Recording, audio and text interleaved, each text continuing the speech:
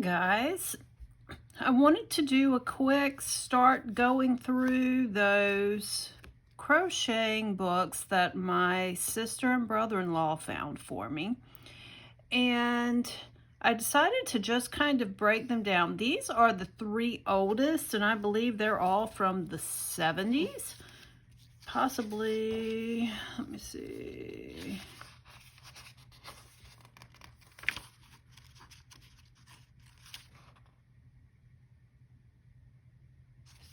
1967 was the oldest one. I thought there was a 1960s one. So this is a Coates and Clark's book number 179 edging. This was 25¢.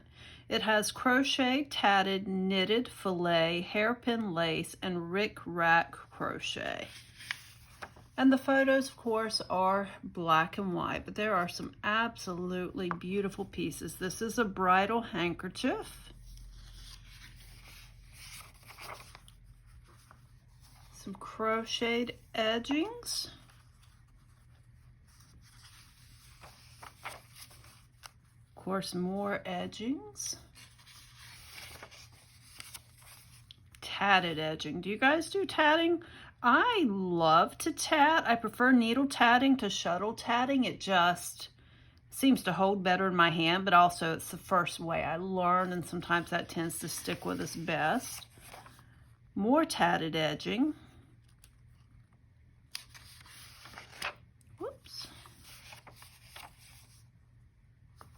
Some knitted edgings.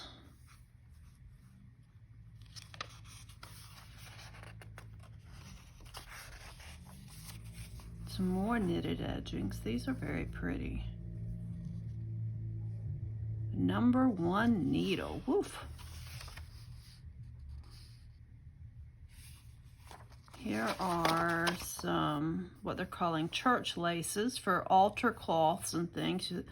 I'm going to hold this up close, so I apologize, but I don't know if you can see there's small crosses here in each one of these. They're beautiful. They would also be very pretty for a baptismal gown. What do you say? I don't know. Anyway, a baptismal, I guess, gown. Here is a filet edging with a couple of crosses in it. That's very pretty. This is, I have no clue what that's supposed to be, but it's a filet edging of some sort. Hairpin lace. Have you ever tried hairpin lace? One of my aunts and I played with it years ago when she was alive, but I've never made anything substantial with it. More hairpin lace. Rick-rack crochet. That is really pretty and would be beautiful on a floral apron.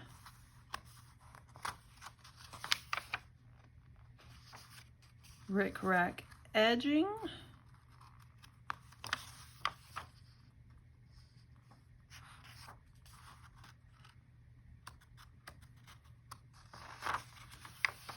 And that's it for that. That is, oh, here's some colored photos of the various edgings. This is the hairpin lace.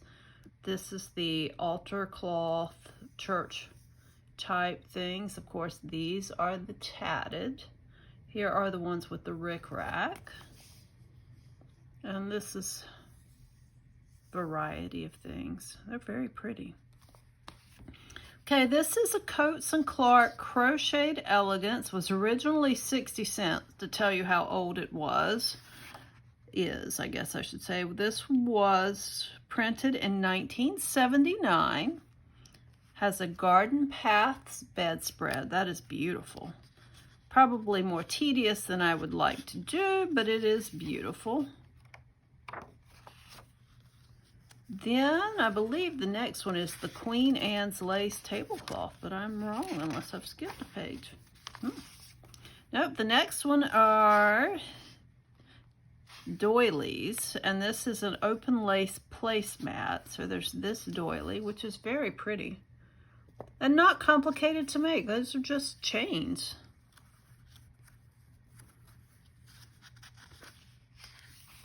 There is the Governor's Ladies tablecloth. Am I missing a page in this? No? Ah, Queen Anne's lace is on the front. Look at that. Isn't that beautiful? That would be worth the time to make, especially if you had a formal dining room. That would be absolutely gorgeous. Governor's Lady tablecloth. Diamond fillet bedspread. That takes 70 balls of mercerized cotton. Can you imagine? That is beautiful though.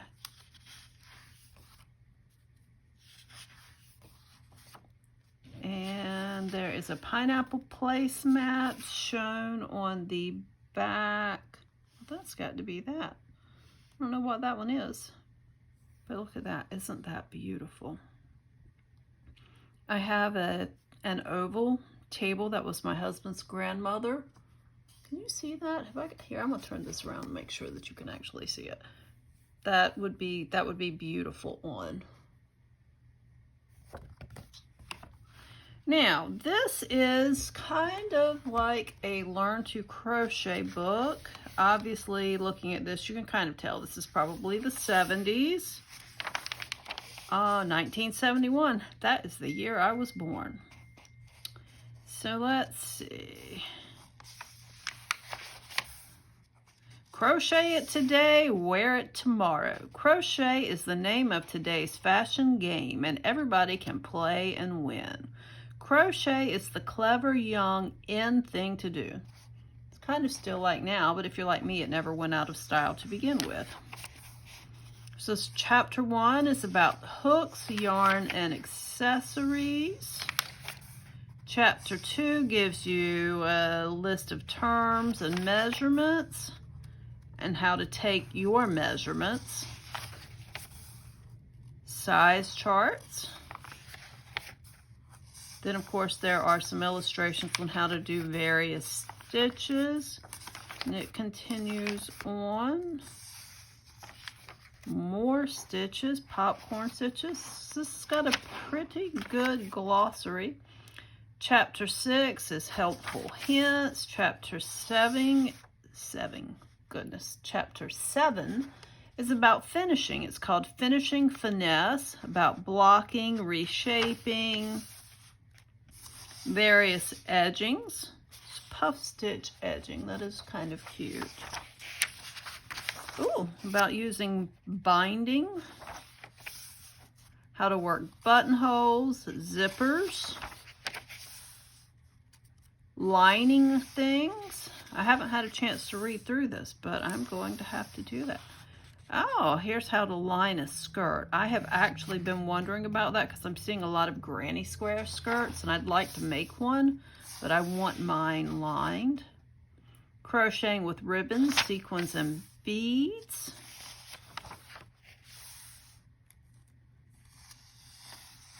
Some instant tips. One of these: to hold shape at the back of neck or on shoulders, stitch narrow seam tape to the neck and shoulder seams. To fit a skirt at the waist using elastication casing, work about 1 inch of single crochet around top and then turn to wrong side. Oh, and here we are. Here's a learner's poncho.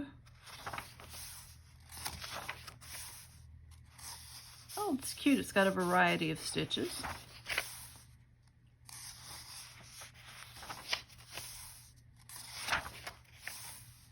The CoverGirl hat that was on the front. This makes me think of my grandmama. The scarf that was on the front. Loopy slippers or boots.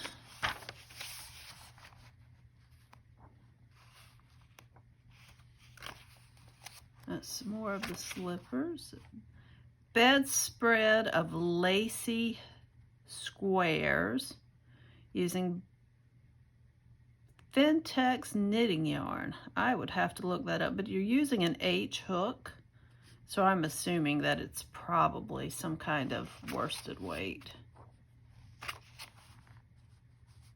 I don't know though, that does not look like worsted weight.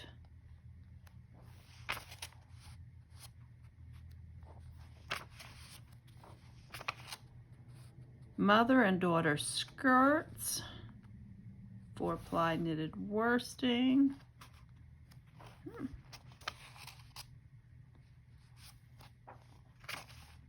Oh, it's a shell stitch. That might be pretty. And look, they give you all the measurements. Whoops. Mother and daughter vest. They're cute. My daughter's long past the stage of wanting to match me, but when she was little, I liked to make us things that match. Father and son vest. Kind of stitch is this? I don't know. Oh, there we go. Almost looks like a twisted V stitch.